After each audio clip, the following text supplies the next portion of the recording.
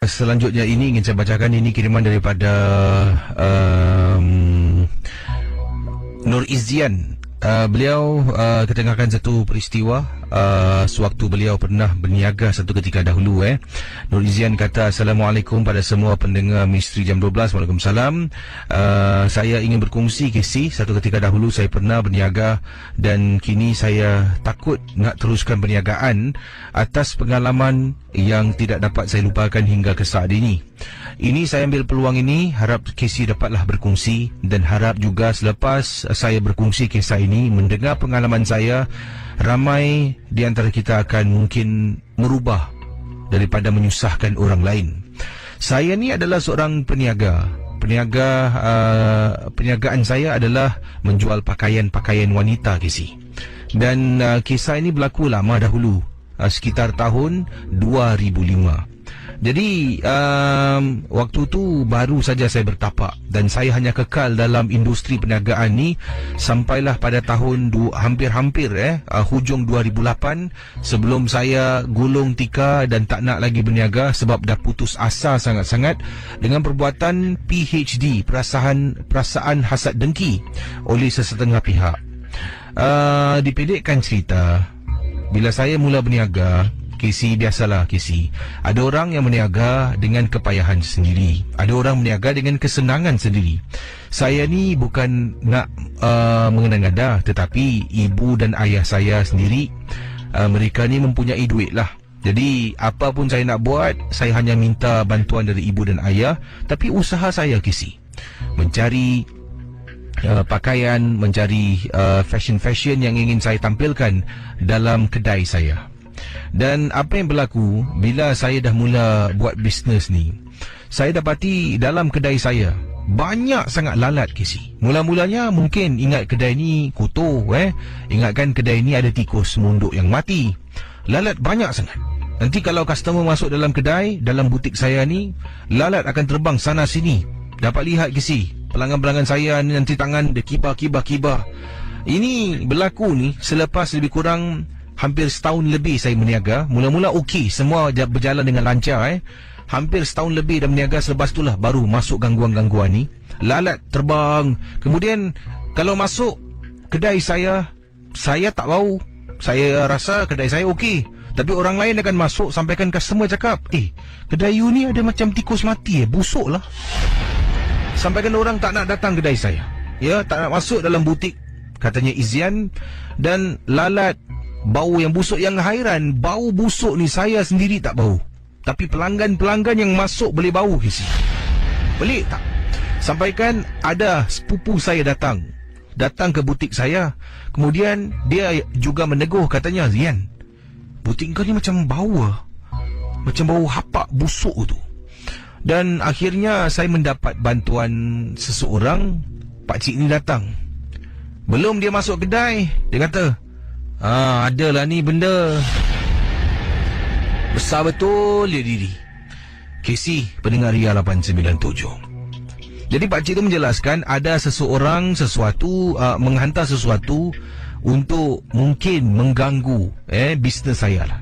Saya pun minta tolong pakcik tu betul lah, lakukan apa yang dia boleh, dia mampu. Dia buat tu, dia buat ni. Kemudian dah tak ada gangguan lalat lagi. Tak tahu lalat tu hilang tau.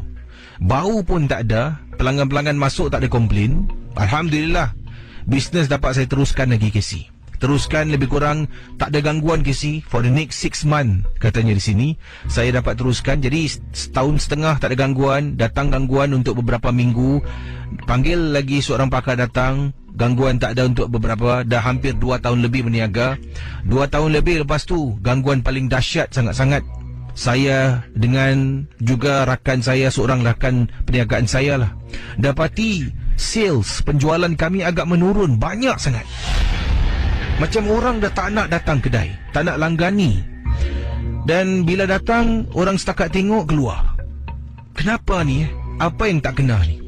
Jadi tengok pakaian-pakaian saya sentiasa dikemasginikan, sebab itu adalah hobi saya. Saya suka sangat mencari bahan-bahan yang baru, fashion-fashion yang baru. Saya masukkan dalam koleksi butik saya. Tetapi orang datang, tengok tak nak beli keluar, datang tak nak beli keluar. Rasa pelik dan hairan sangat-sangat. Dan akhirnya saya berjumpa dengan pakar yang sama datang. Katanya ada orang tinggalkan sesuatu lah. Dan bila dia jelaskan pada saya, mungkin bila masuk kedai, orang dah hilang niat nak membeli tu. Sebab tengok pakaian-pakaian ni seperti koleksi lama. Dan saya rasa sedih sangat-sangat. 2 kali kisi terkena. 2 kali saya panggil pakcik ni, cuba bersihkan, agak sukar kali ni. Dan akhirnya saya pun kata pada teman saya, kita cubalah untuk lagi setengah tahun ni, kita tengok macam mana lah. Setengah tahun kisi, cuba lagi setengah tahun untuk teruskan perniagaan. Rasanya banyak rintangan. Yalah, sales tidak begitu baik. Nak kena bayar sewa kedai, nak kena bayar tu, nak kena bayar ni. Akhirnya saya undurkan diri dan saya serik nak berniaga di sebuah butik. Sekarang ni saya berniaga tetapi tidak menggunakan butik. Saya tukar nama, mengguna online sahaja. Dan harap-harap tidaklah ada anasir-anasir yang nak mengganggu periuk nasi saya. Untuk buka butik, saya dah tawar hati sangat untuk berniaga. Kecil-kecilan di online, itulah yang saya lakukan. Terima kasih dan selamat tengah malam. Harap pada yang mereka sedang mendengar mungkin terasa ataupun pernah mempunyai perasaan hasad dengki untuk menjatuhkan orang lain dan tak boleh lihat orang lain senang, berubahlah sekiranya masih ada masa. Terima kasih dan selamat tengah malam. Okey, silakan 669-11897 dengan kisah misteri di Ria 897 FM. Saya akan teruskan dengan kisah selanjutnya. Yang ini adalah pengalaman misteri daripada seorang pendengar. Katanya di sini ketika selepas beliau menonton satu bukan filem lah, katanya di sini dokumentari. Terlepas pandang ni, dokumentari yang menyeramkan. Ini adalah satu dokumentari DVD yang saya terima ni, datangnya daripada teman saya dan dia telah pun beli DVD dokumentari seram ini di seberang tambak. Kemudian bila dia beli ni, dia belum pernah tengok lagi. Saya yang nak pinjam dulu sebab dia beli banyak kisi, lebih kurang dalam 10. Ini adalah ni. Dan saya mengambil satu antaranya ialah dokumentari berkisahkan tentang sesuatu pemujaan yang seram berlaku di Thailand. Jadi bila saya bawa pulang DVD tersebut, saya pun simpan dah tempat letak DVD di rumah saya. Saya pun belum sempat tengok. Balik dah mengantuk, saya tidur. Kemudian keesokan hari bangun pergi kerja dan benda tu dibiarkan di situ untuk lebih kurang seminggu. Saya pun tak teringat, teman saya pun lupa, saya pun lupa. Jadi pada hari Sabtu berikutnya, saya dengan teman saya naik lagi ke seberang tambak lah, pergi ke Johor. Nak beli belah lagi. Jadi kami sebenarnya telah pun pergi ke Kuala Lumpur. Lebih sikit panjang masanya. Kami berangkat pada hari Jumaat malam dan kami buat rancangan nak pulang ke Singapura pada Ahad pagi. Jadi apa yang berlaku, kata beliau ni, teman kita ni, saya dah lupa tentang DVD, tentang pemujaan yang dilakukan, satu dokumentari yang berlaku di Thailand. Benda tu saya simpan di rumah. Pada hari Sabtu sekitar pukul 7 malam saya dapat panggilan daripada rumah saya. Kemudian abah saya telefon marah saya. Dia tanya, kau mana dapat ni DVD cerita ni? Jadi saya tanya, cerita apa? Saya pun terkejut juga kisi. Apa pula saya dah simpan benda-benda tak senonoh dalam rumah? Jadi tak ada ni. DVD puja-puja dari Thailand, mana kau dapat ni? Jadi abah saya marah. Saya baru teringat, tak, itu hari orang beli. Kesi, abah saya ceritakan, tahu tak, bila abah saya, ibu saya dengan adik saya menonton, kemudian berlaku benda-benda yang menakutkan pada malam seterusnya. Jadi mereka menonton DVD tersebut hari Jumaat bila saya berangkat. Bila saya berangkat dalam perjalanan nak pergi ke Kuala Lumpur, ibu, abah dengan adik saya menonton DVD tersebut malamnya. Malam berikutnya, katanya di sini mereka mula diganggu sekitar waktu maghrib. Adik saya kata ternampak ada kelibat perempuan yang sama dalam DVD tersebut berada di ruang tamu rumah. Dan itulah dia telefon abah dengan ibu saya yang ketika itu tidak ada di rumah. Terpaksa mereka pulang ke rumah sebab adik dah menangis ketakutan, cakap ternampak wanita yang sama dalam rumah. Jadi saya pun tanya, siapa suruh tengok? Habis kau dah letak situ. Dan akhirnya abah saya buang DVD tersebut. Takut-takut nanti orang lain pergi tengok. Dan kisi saya memang benar-benar nak tengok DVD tu sangat. Saya pun kata pada teman saya, kita balik ke kedai kat Johor Bahru dekat apa city ni, saya tak nak sebutkan. Jadi bila sampai dekat kedai tu, saya tanya, bang, ada jual itu hari, you ada jual satu DVD ni dekat Thailand punya apa ni, spiritual apa tak namanya ni, saya tak nak sebutkan lah. Kemudian abang tu kata dia tak ada CD macam tu pun. Dan saya yakin dan saya pasti saya ada nampak, saya ambil dari teman saya. Sampai sekarang saya masih mencari. Kalau ada pendengar-pendengar pernah dengar tentang DVD spiritual ... di Thailand, boleh tak kongsi dengan saya? Saya memang benar-benar nak tengok sebab adik saya kata ternampak kelibat wanita yang menyeramkan yang sama dalam rumah. Saya pun nak tengok DVD yang maksudkan tu. Apakah DVD yang disebutkan oleh pendengar kita awal tadi itu, tentang spiritual apa tadi, dia tak sebut nama tajuknya panjang, tapi something like that lah, kata beliau tu. Saya cuba. Dan ada dia kata di sini spiritual, saya tak boleh sebutkan sebab kalau yang tadi kata adik dia dah nampak-nampak, nanti bila saya sebutkan judul filem pula, dokumentari yang panjang tu, anda pula cari, anda pula tengok. Ini Casey lah ni cakap ni, saya pergi tengok pula. Dah satu hal saya pula kena marah. Jadi saya kasih depannya spiritual ...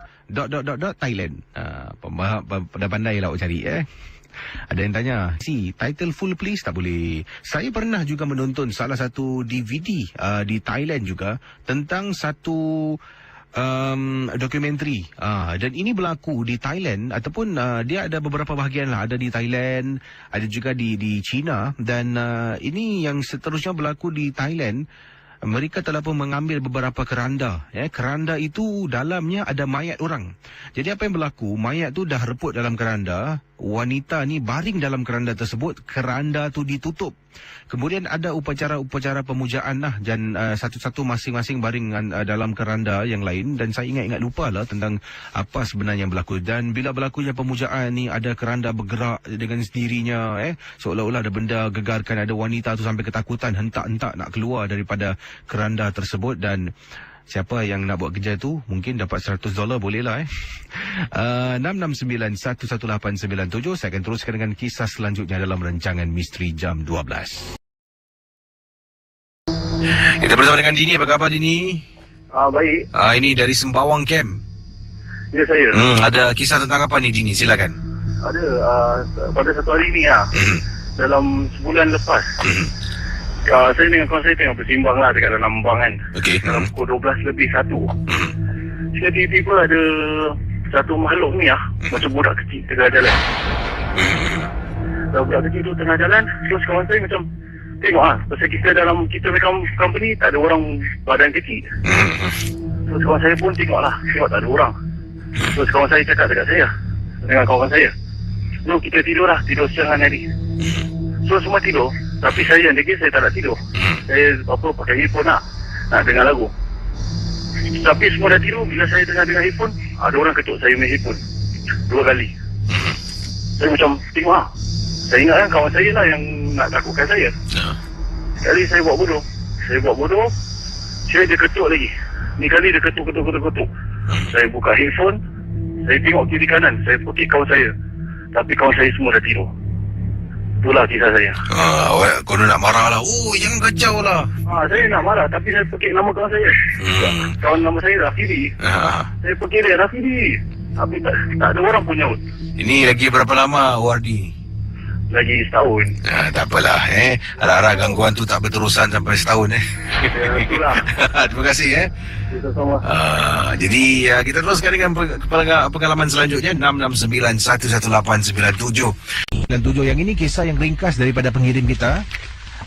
Namanya mana ni? Ini dia. Namanya Syahid katanya Syahid. Assalamualaikum Waalaikumsalam warahmatullahi taala wabarakatuh. Saya ni sukar susah nak tidur malam. Lazimnya bila balik kerja, selepas isteri dan anak-anak nak tidur, saya akan duduk depan komputer. Either saya main game ataupun saya lungsuri internet untuk tengok YouTube lah. Dan kisah yang berlaku pada malam ni, pada malam yang disebutkan ini, apabila saya sedang duduk di depan komputer saya dalam study room. Jadi sedang duduk depan komputer, saya sedang menonton YouTube lah. Jadi sedang tengok YouTube ni, saya memang nak tutup lampu sebenarnya. Katanya teman kita Syahid, saya memang nak tutup lampu. Oleh kerana saya ni malas nak bangun, saya buat bodoh lah, tak apalah. Tiba-tiba saya ternampak isteri saya lalu depan study room pada malam tersebut.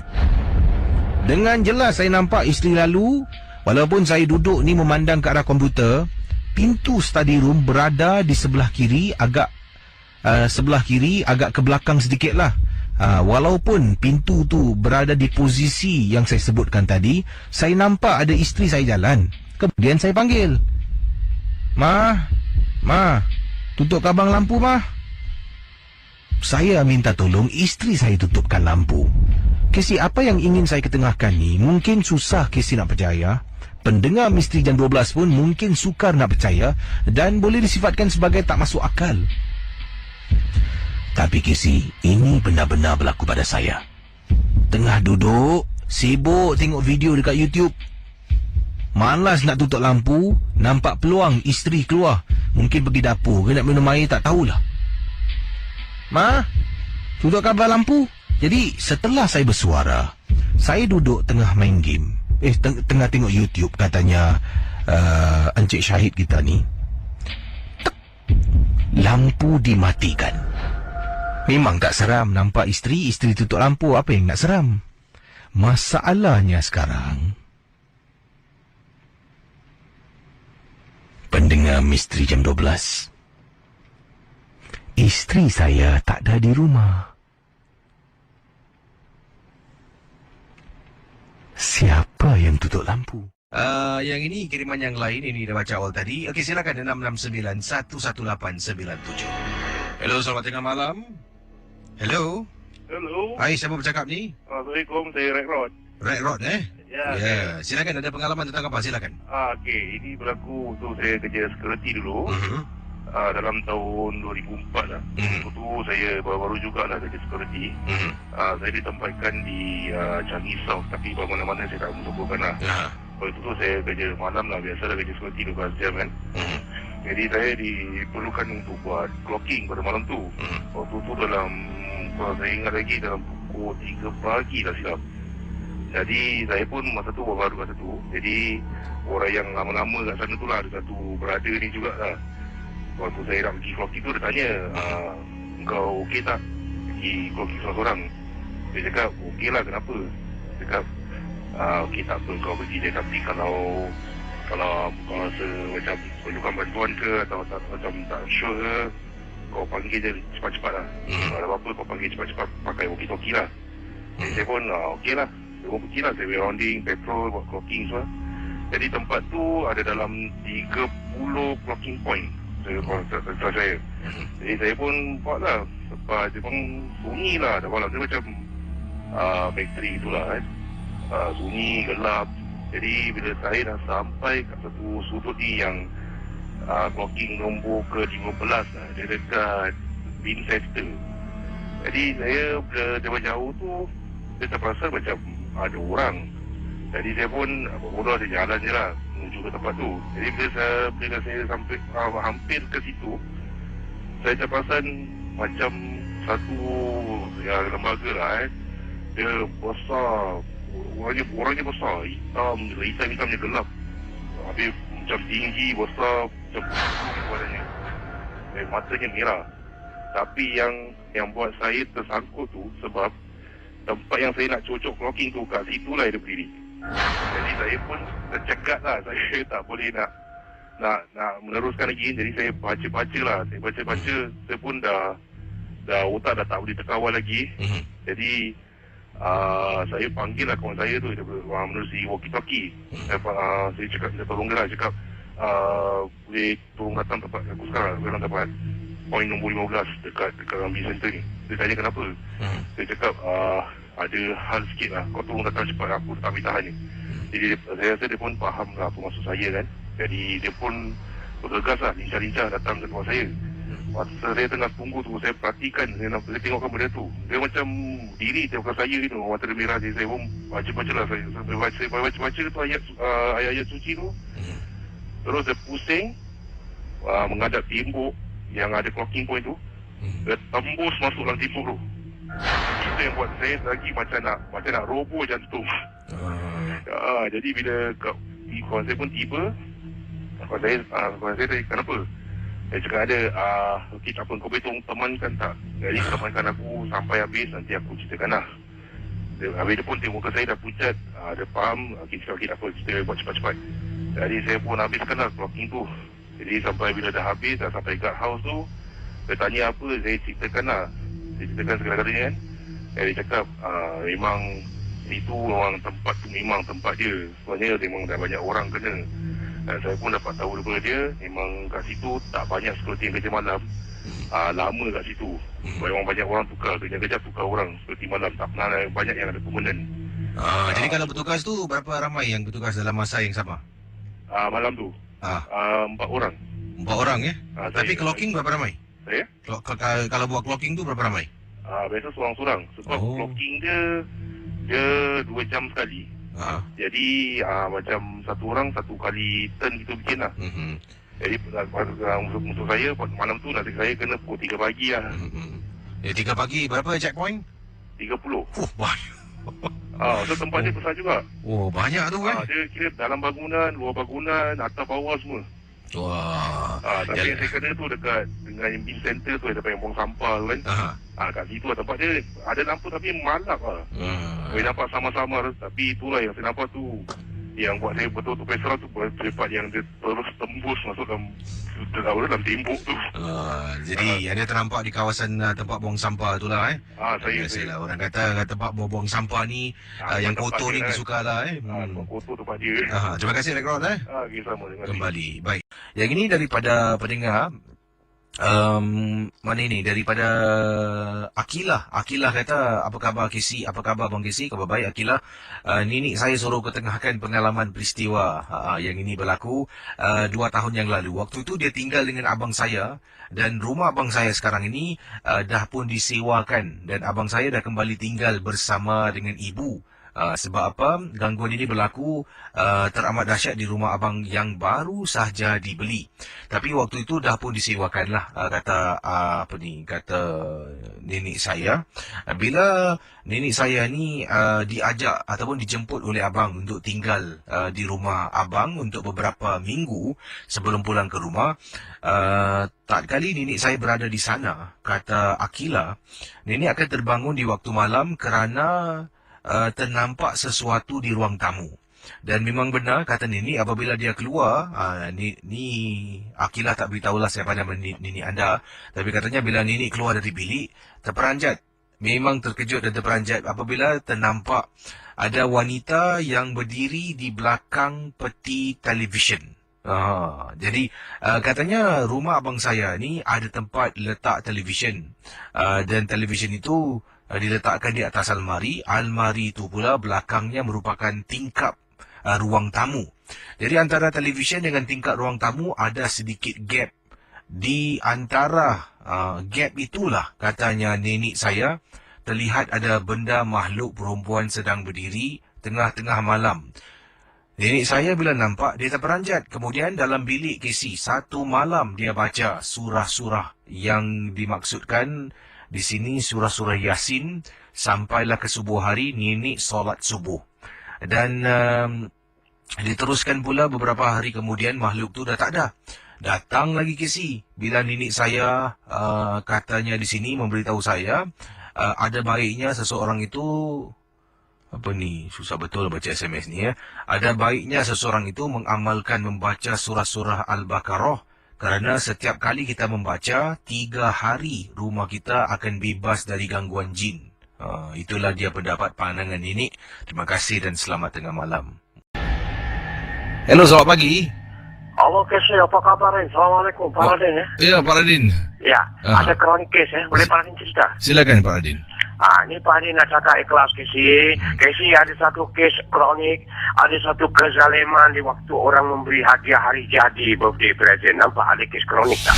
Itu pasal Kesi, dalam penganiayaan hidup manusia ni Kesi, kalau dah bertapak satu kezaliman untuk mengkhianati manusia, berbagai-bagai .com.division cawangan yang mereka akan lakukan. Itu pasal orang cakap, kalau hati sudah bertapak sesuatu perkara yang kita dah mempunyai pandangan dan negatif dengan orang itu, tak apa. Negatif kau tu, kau campurkan pula hasil kianat kau menganyai. Kesi tahu tak?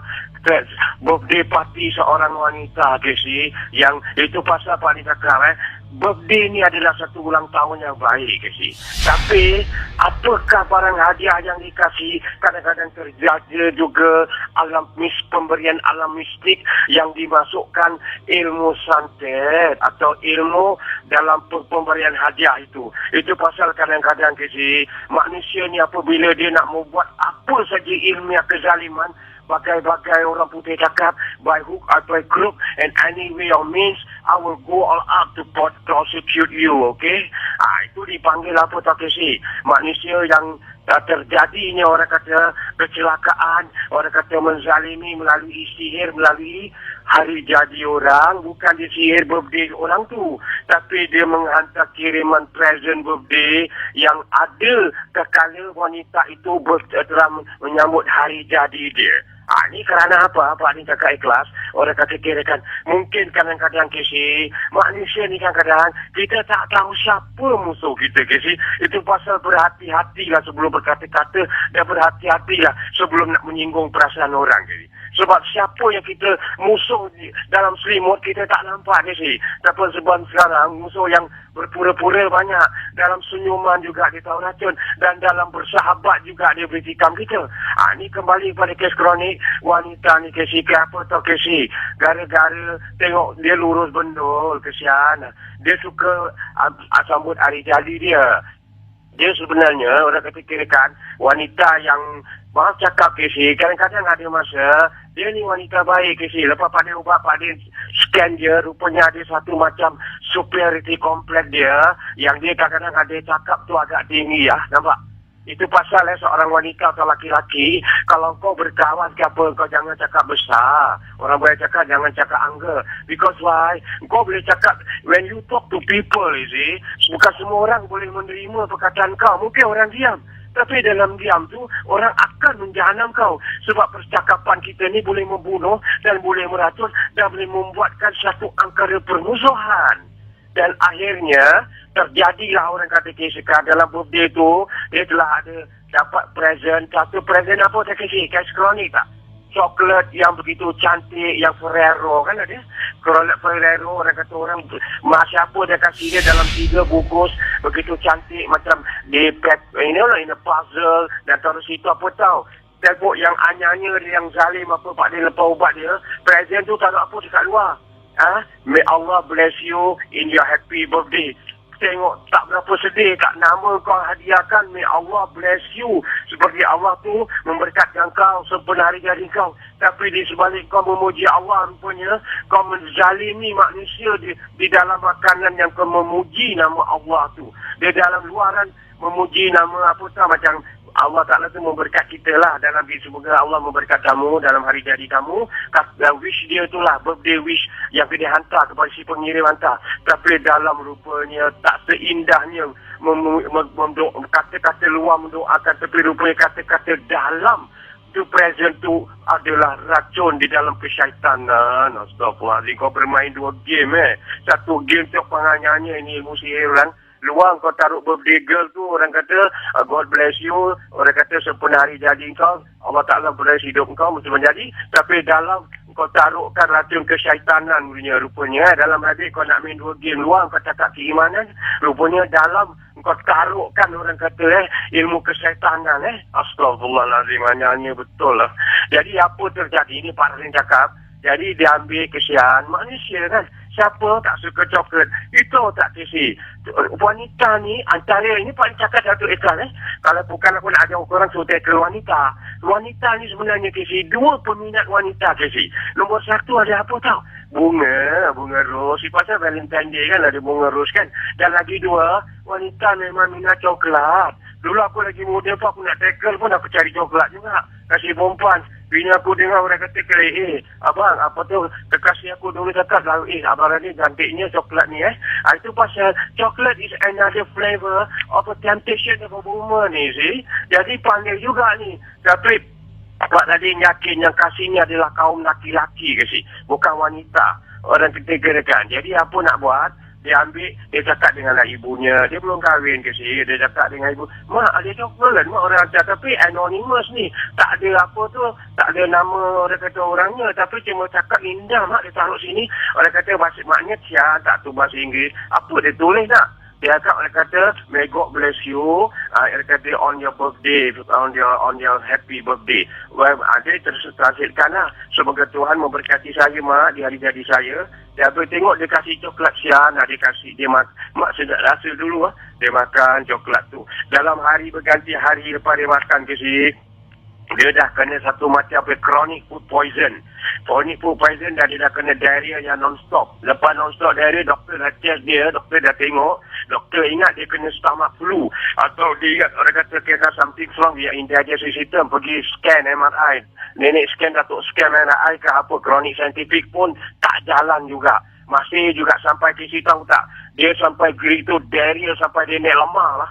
KC tahu tak kalau orang over diarrhea, kalau dia tak baik, kita boleh lemah tau. Sebab kita membuang najis yang hanya berbentuk air tau. Tapi bila dia cakap sekali baik, orang tu, mak dia cakap bapak dia, kita cari orang ikhtiar pula lah. Sebab tu dia cakap kita dah kasih kau super punya special punya obat untuk stop dia diarrhea, kau tak stop juga. Tapi bila Pak Din datang, dia kasih tahu carilah ikhtiar. Jadi Pak Din cakap, apa yang kau makan? Pak Din cakap, saya tak tahu Pak Din, tapi semua itu adakah? Kita ni dah usaha cara doktor. Saya dah kasih ini, tapi jelah sampai doktor Melayu, perempuan Melayu bercakap, kita dah scan tak apa, kakak cubalah cara tradisional, mungkin apa-apa ke. Tengok satu doktor pun, yang orang-orang zaman dulu, dia orang percaya juga. Kadang-kadang dalam saintifik pun kita cari juga dalam tradisi kemelayuan juga, kebudayaan orang-orang ilmu orang dulu kan. Jadi dah Pak Adin dijodohkan bertemu. Dalam Pak Adin bertemukan call ni, Pak Adin tanya. Dia cakap kalau mak muka dia dah pucat, dia dah tak kerja. Jadi perempuan ni, wanita ni tak kerja. Dah sampai ambil MC, habis tu dah pucat. Dah akhirnya orang kata muka dia lemah. Because why? When a diarrhea selalu datang je. Dia berbual dengan Pak Adin pun sedih ya. Dia cakap Pak Adin sekejap Pak Adin nak pergi belah air. Alamak, kasi 5 minit pergi. Habis tak sampai relax sekejap. Dah beli TO pekat ke, dah beli datuk TO pekat, nenek TO pekat pun tak boleh jalan juga. Orang kata satu macam kritis kronik yang teramat sangat. Jadi Pak Adin cakap, aku bukan doktor. Tapi kau yakinlah, setiap perubatan, setiap ilmu, setiap berubat tu, penawar, setiap penawar tu ada ubatnya, kecuali maut. Kita cuba ikhtiar. Jadi Pak Adin cakap dengan, cuba tengok coklat ni. Jadi bila dia cakap ini Pak Adin saya makan. Orang kata birthday saya. Orang kata apa? Dia cakap apa? Cantiknya birthday kau coklat ni. Ada kata-kata memuji Allah lah. Orang kata kira-kira begitu, God bless you in this and on your happy birthday. Tapi dalam tu lagi Pak Adin tengok, Pak Adin cakap apa tau. Kita satu kisi, kalau kita ada pakar ni, kita ada satu gerak, the rhythm of the scanning of the heart that can contact, orang kata that thing is ada ke tidak. Certain pakar kita tak boleh tak nak sebut lah. Jadi ada certain rhythm of the scanning power melalui ilmiah tu. Pak Din tengok, orang kata seperti rupanya dia dah dimanterakan KC. Seperti apa tahu, dia nak wanita ni, ini dipanggil apa tahu KC, musuh yang tak nyata, yang tak nampak. Dia nak wanita ni kena satu penyakit, orang panggil apa tahu, penyakit hidup mati segan tak mau. Kan penyakit merangi yang teramat sangat lagi teruk daripada kanser pula. Tapi akhirnya Pak Din cakap, Pak Din tolong Pak Din, saya tak boleh tahan, Pak Din kasihlah sikit apa-apa penawar. Saya cakap aku cuma ikhtiar, kalau doktor dah tak boleh, aku apa lagi? Aku bukan doktor, saya cakap. Tapi Pak Din cakap dengan dia kasih semangat, there's no harm in trying, okay? Sayang aku, lama aku sayang, kau perempuan kan sedih aku. Jadi Pak Din cakap dengan dia, iyalah Pak Din bantulah. Mak dia pun nangis, orang kata, duduk jalan. Akhirnya Pak Din kasih satu air dan Pak Din buat sesuatu lah. Dan Pak cakap, ni coklat kau kasih aku buangkan. Orang kata jangan makan lagi. Nasib baik saya tak kasih lain orang. Lepas saya makan tak sampai dalam setengah jam je, perut saya mengulas. Lepas tu mengulas. Dan pada 2 hari Pak Din satu di doktor pun tak baik-baik. Dan akhirnya dia Pak Din tengok, rupanya Casey, penganiayaan manusia menghantar kiriman sihir di tak kala seorang wanita menyambut hari jadi dia. Astagfirullah, kejam betul, zalim lah manusia ni. Tapi akhirnya Pak Din obatkan dia dan Pak Din cakap, kau ada musuh tak? Saya tak tahu siapa musuh saya. Tapi I don't care about the musuh. But I really hate, why this people do this to me. Pak Din cakap, cara bahasa kau tu kasar. Mana Pak? Kau cakap I don't care the damn and I don't bother who hate me. Jadi situ Pak cakap, awak tahu tak cara interpretasi kau berbual dengan Pak Radin dalam bahasa Inggeris. Aku pandai.com for speaking London juga. The way you talk to me also is a very sarcastic and bombastic, sarcastic word, you see. Kata-kata kau tu tajam dan amat begitu menyombong. Kau tak boleh sebut macam ini. Itu pasal Pak Din cakap, whatever you buat dalam kita berbual, jangan cross the line of the word. Atau jangan langgar garisan nada perbualan kita. Jangan gunakan perkataan yang begitu agak sombong dalam keangkuhan. Kau cakap ni sombong dalam keangkuhan tau. Sebab kau cakap apa, saya tanya. Ada tak orang cepat rendahnya? You know nak, you get enemy nak. Maybe people got do something with you. I don't care the damn who do to me when I don't care. I don't have musuh dengan why I want to scared. Asal Pak Din bacakan, kau tengok kau dah baik sikit, Pak Din dah bantu kau sebut gitu. Rupanya Casey ada kekasaran bahasa dan Mak Din cakap Pak Din memang anak perempuan saya ni, wanita ni. Tengok orang kata Pak Din cakap, kau macam gini dari bahasa. Pak Din cakap umur kau dah berapa? Umur saya dah orang kata 37.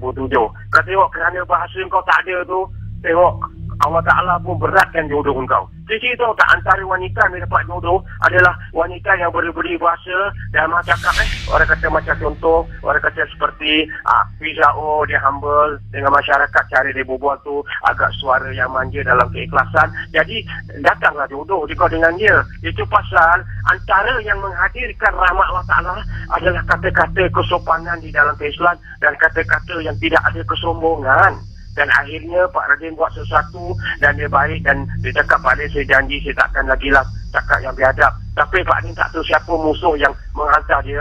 Tapi Pak Radin percaya ini adalah wanita ni kerana gara-gara perkataan dia tu tidak mempunyai sempadan dan kata-kata keangkuhan yang agak seperti keras, maka datanglah musuh orang menghantar ni agar dia kena penyakit yang kronik mungkin nak bawa ke maut. Tapi Allah selamatkan dia.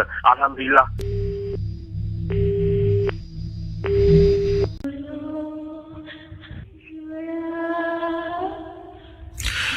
Okey, ini berkenaan kisah yang saya terima ni datang daripada Encik Adnan. Katanya, Assalamualaikum Kisi. Waalaikumsalam. Saya tertarik dengan kisah yang Kisi kongsi tentang Bukit Putus dan saya pernah juga ada satu pengalaman di Bukit Putus.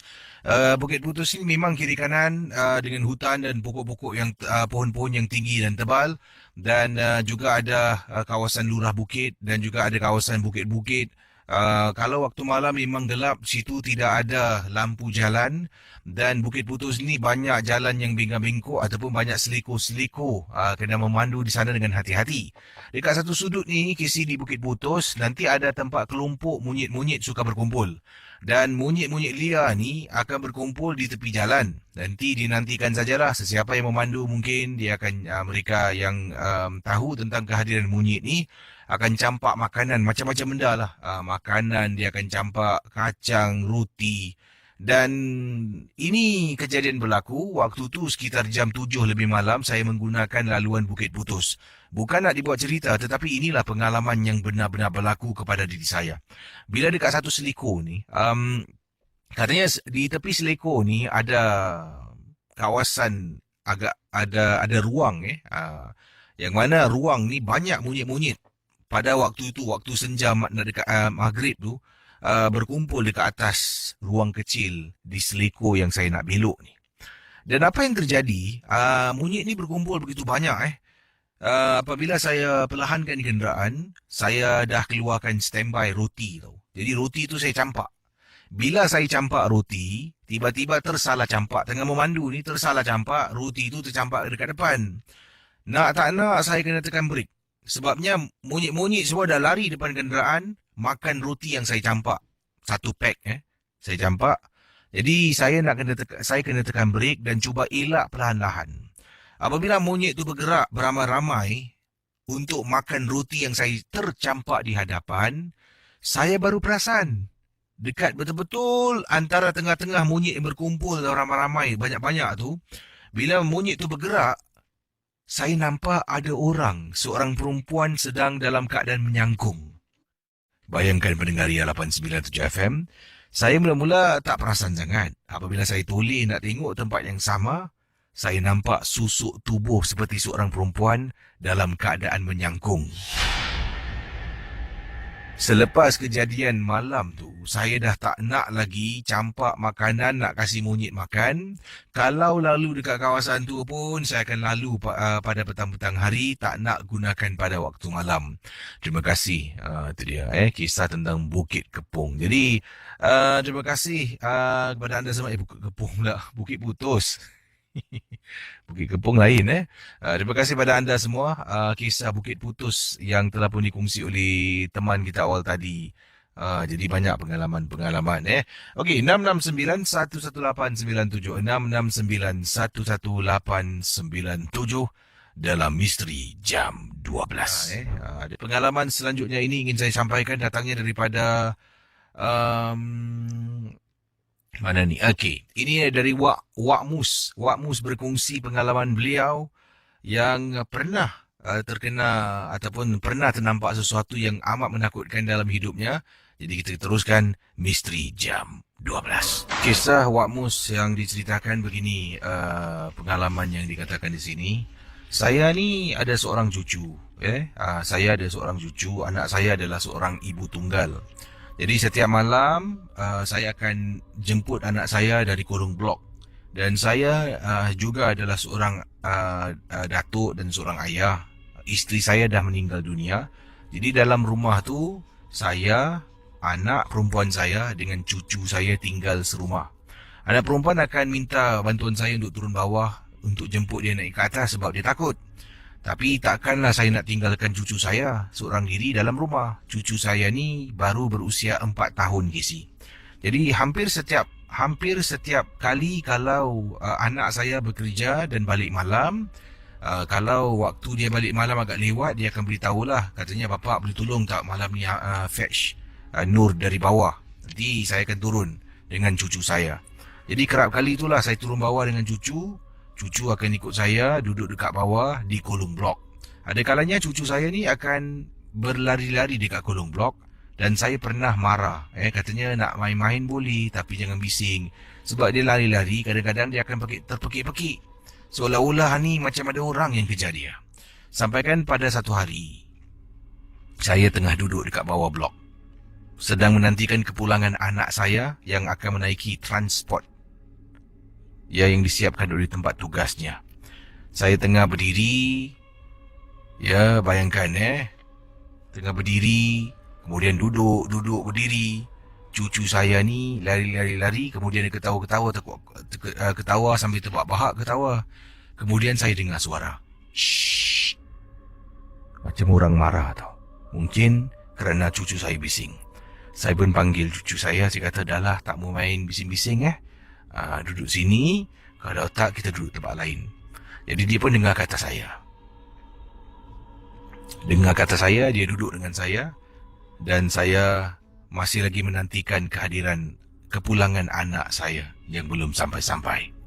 Pendengar Misteri Jam 12, apa yang berlaku pada waktu itu ketika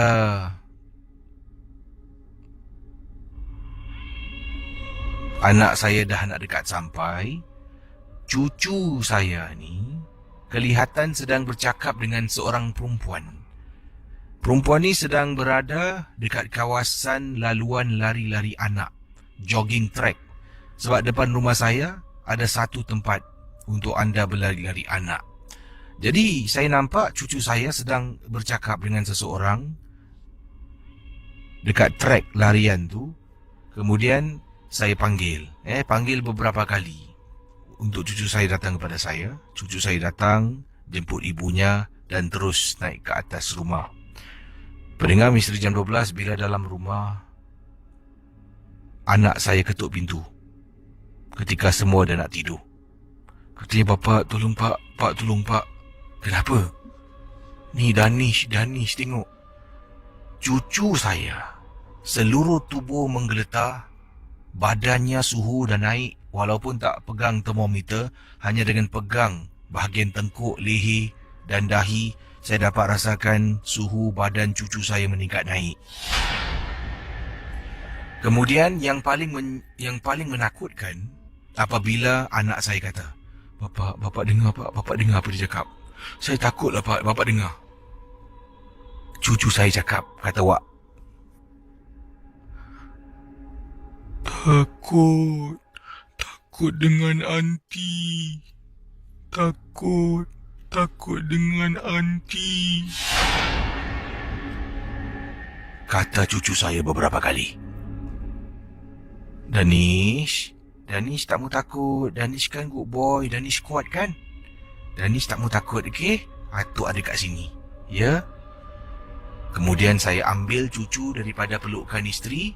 Saya dukung cucu. Sambil saya berjalan, saya membaca surah Bismillahirrahmanirrahim. Saya baca surah. Cucu saya dalam masih berbisik. Takut dengan anti. Takut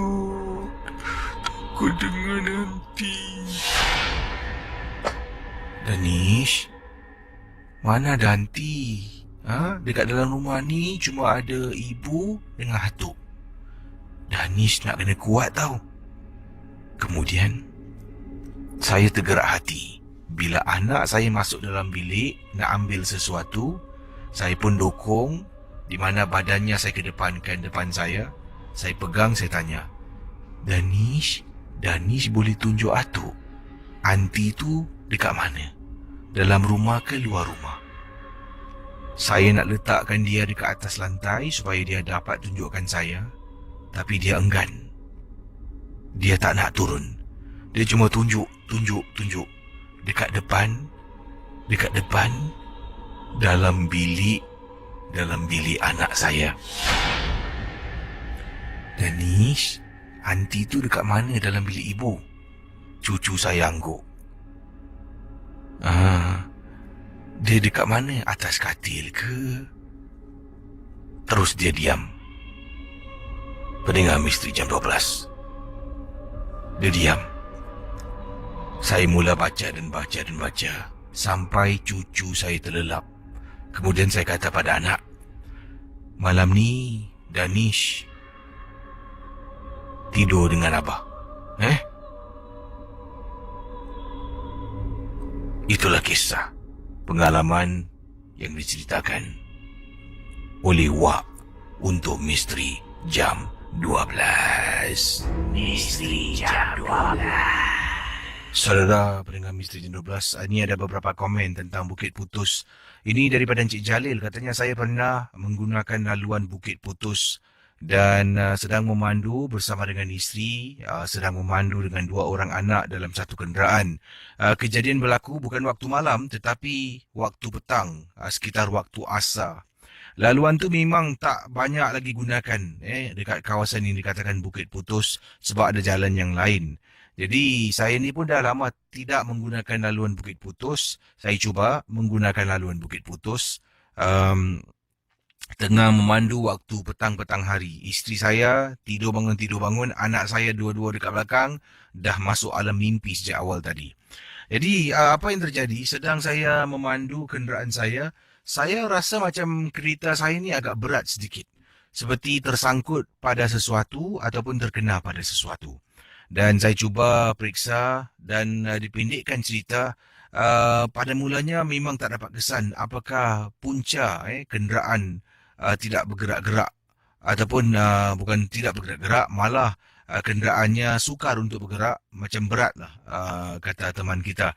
Jadi akhirnya bila saya dah habis melepasi kawasan yang mungkin ada sejarah hitam, saya dapati bahagian belakang kereta saya ni seolah-olah ada macam cap tangan orang yang tekan kenderaan saya. Jadi dia tak boleh bergerak ataupun boleh bergerak tapi dengan perlahan sangat-sangat.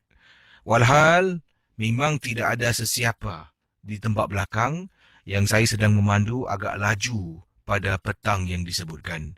Itulah pengalamannya. Terima kasih dan selamat tengah malam.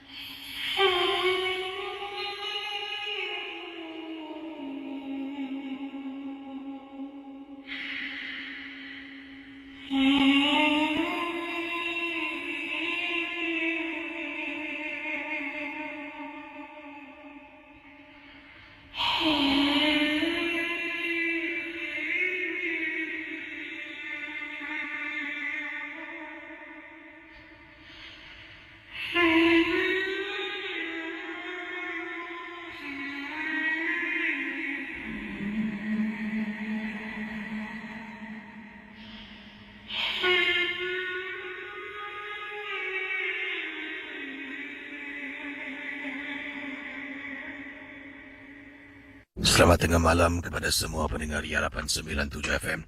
Kiriman email yang ingin saya baca kepada anda ini kiriman daripada Nur Hasanah.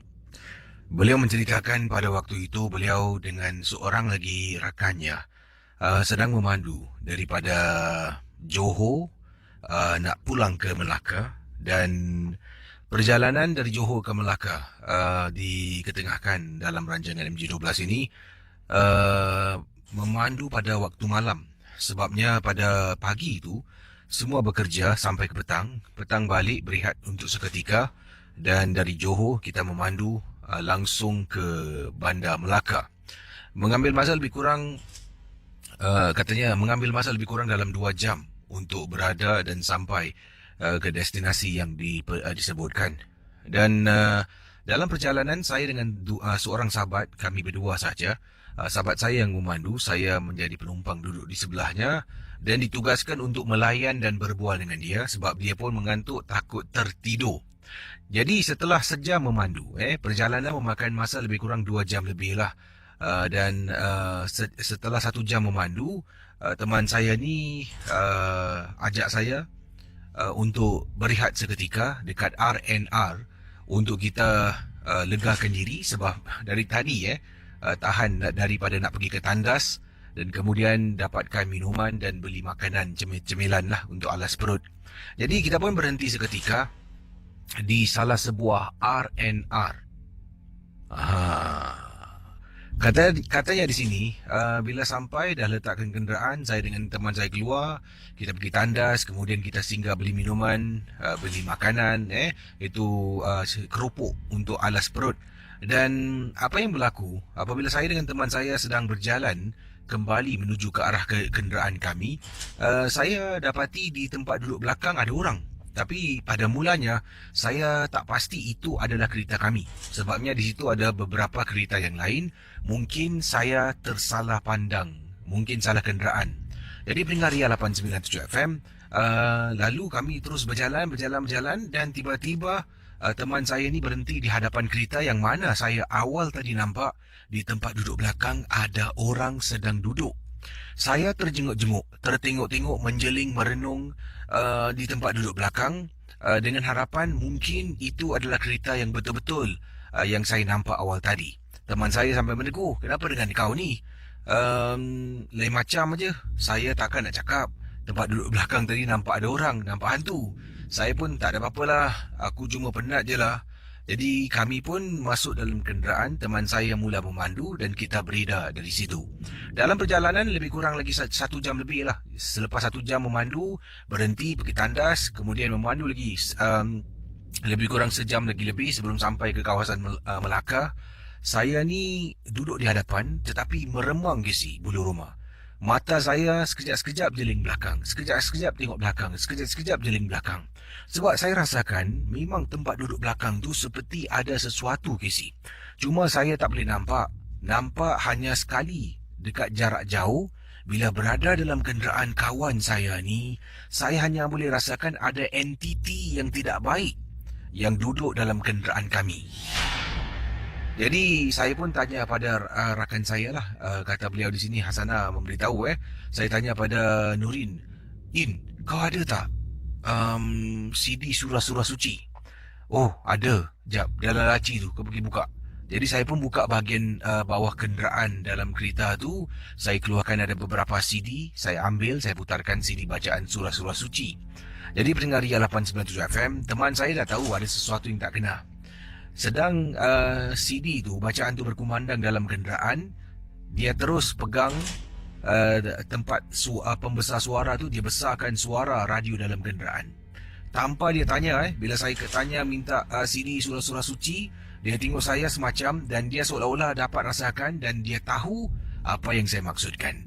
Jadi bila sedang berkumandang bacaan itu, dia dengan sendirinya, tak perlu saya beritahu, dia kuatkan suara.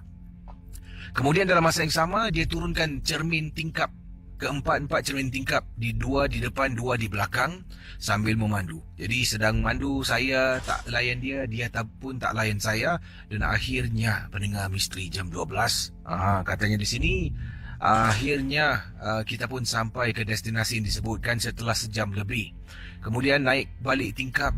Teman saya tanya, tadi sebenarnya apa yang kau nampak? Aku cuma ikut saja apa yang kau buat. Saya pun ceritakan di tempat duduk belakang apa yang saya nampak dan saya rasakan. Dan kata teman saya, beberapa kali bila dia sedang memandu, saya akan terlelap. Jadi bila saya terlelap, dia memandu, dia dapat rasakan di bahu kanannya seperti ada benda cucuk-cucuk dengan jari kuku yang panjang. Beberapa kali itu juga dia toleh ke belakang. Agak sukar kalau seseorang duduk betul-betul di belakang tempat pemandu kereta. Dia toleh tapi memang tak nampak sesiapa pun. Itulah pengalaman saya dan juga rakan saya. Terima kasih, kata beliau Hasanah bersama dengan teman beliau iaitu Nurin untuk Misteri Jam 12. Ya, rancangan 12 hanya sekadar hiburan. Okey, ini macam-macam kisah saya nak baca ni, tapi itulah, ada yang suruh saya jawab panggilan, ada yang suruh tu saya pun kelas semalam pun tak sempat saya jawab banyak panggilan. Hari ini saya cuba untuk lebih kurang 20 minit. Silakan kalau boleh jangan cerita terlampau panjang. 20 minit ni saya mungkin nak ambil lebih ramai pemanggil. Dipersilakan 669-11897 berkongsi kisah dalam Misteri Jam 12. Sementara saya nantikan panggilan dari anda. Ini datang daripada Muhammad Syazwan Abdul Hamid. Kata beliau, Assalamualaikum, Waalaikumsalam warahmatullahi ta'ala wabarakatuh. Saya nak berkongsi satu kisah pernah terjadi pada saya di Kuala Lumpur. Dan saya menginap di sebuah hotel. Saya tak perlu sebutlah nama hotel ni. Hotel ini dekat dengan penjara Pudu. Yang sekarang ni dah pun terbengkalai nampaknya. Ataupun dah dirobohkan. Apa yang berlaku, saya pernah masuk salah bilik hotel. Pelik kan? Bilik hotel ni menggunakan kad, access card untuk masuk. Tak perlu kunci yang biasa, menggunakan access card. Yang saya hairan, access card untuk masuk ke bilik yang saya ada boleh tap dan boleh termasuk bilik lain, kata Syazwan. Jadi saya pergi ke sana sebenarnya untuk berjumpa dengan beberapa orang rakan lah, untuk berbincang tentang bisnes kolaborasi antara saya di Singapura dan teman-teman saya yang ada di Kuala Lumpur. Jadi setelah saya habis jumpa mereka, waktu tu dah agak malam, sekitar jam 11 lebih malam. Saya pun dah terlampau penat.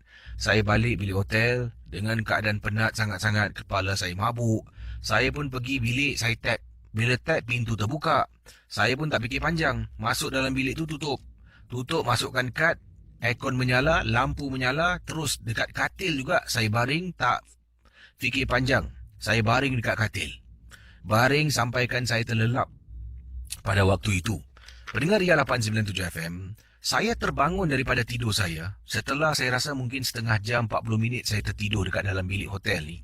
Saya terbangun sebab saya rasakan dekat katil yang saya baring tu ada orang main lompat-lompat, Gesi. Macam ada orang diri di atas katil tu, kemudian dia lompat-lompat membuat saya terbangun. Bila saya bangun, saya dapat rasakan seperti ada orang yang baru bermain lompat-lompat daripada katil bilik hotel saya. Saya jadi tertanya-tanya. Saya bangun, saya tengok sekitaran saya dalam bilik hotel. Kemudian saya pun okeylah, aku dah tidur dah cukup. Mungkin tadi mimpi lah sebab terlampau kepenatan sangat-sangat. Saya pun bangun nak tanggalkan sepatu, baru saya perasan, ni bilik siapa ni? Mana aku punya beg-beg, barang-barang? Saya buka almari, tak ada. Kemudian saya tertanya-tanya lagi, mana barang aku? Akhirnya bila saya keluar daripada bilik hotel tu untuk tengok nombor pintu, saya berada di bilik hotel yang salah, Kisi. Bilik hotel saya berada jauh daripada tempat yang saya ada. Saya dengan segera, Kisi, angkat beg saya, haversack yang saya bawa keluar tadi. Saya sebelum nak keluar daripada bilik hotel ni, saya sempat toleh ke belakang. Saya ternampak dekat belakang langsi dalam bilik hotel ni ada seperti susuk tubuh manusia berdiri di sebalik langsi bilik hotel, kemudian sedang menjenguk sambil memegang langsi dari jauh. Bila saya ternampak, saya istighfar berkali-kali. Saya keluar tutup pintu bilik hotel dan saya pegang kunci saya. Tadi aku masuk macam mana? Dengan access card yang sama, saya tap sekali lagi. Bilik hotel tu tak boleh terbuka pintunya. Tap lagi tak boleh buka. Merah. Macam mana aku masuk tadi Saya pun terus jalan ke beberapa pintu untuk masuk ke bilik saya. Bila saya tap kad, lampu hijau, saya baru boleh masuk dan barulah saya nampak luggage bag saya dan juga itulah bilik hotel saya yang sebenar. Yang menjadi tanda tanya Casey, bagaimana akses kad saya boleh masuk bilik yang bukan bilik saya? Bila saya sedang tidur, nyenyak tidur kerana kepenatan 30 hingga 40 minit, saya dapat rasakan ada orang bermain lompat-lompat di atas, katanya di sini orang bermain lompat-lompat Jadi di atas katil dapat rasakan di tengah pejam ni tengah tidur Saya bangun, rupa-rupanya saya salah bilik Casey. Untuk pengetahuan Casey, hotel yang dimaksudkan adalah ... Terima kasih dan selamat tengah malam.